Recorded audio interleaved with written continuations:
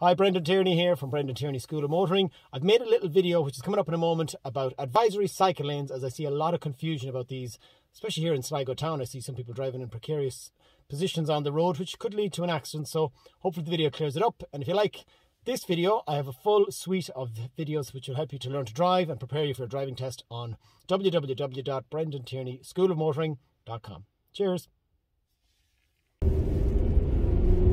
So I'm just making a little video about cycle lanes here along the Strandhill Road.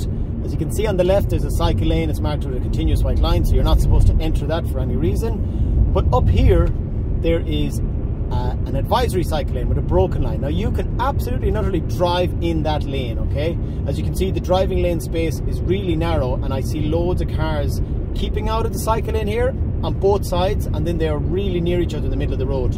So it's actually quite dangerous. You could clip a wing mirror or worse. So these cycle lanes, the advisory ones with the broken line, are there to provide a safe space for cyclists should they need it. But if there is no cyclists and your driving lane is too narrow, you can absolutely drive in those cycle lanes. So I hope that clears it up and might avoid a few little incidents or accidents on the Strandhill Road. And again, it's only really necessary. See here, there's an advisory cycle lane, but my driving lane is more than wide enough, so I shouldn't be in it there really at all, even if there's no one in it. So I hope that clears it up. Any questions, you can drop me a comment below.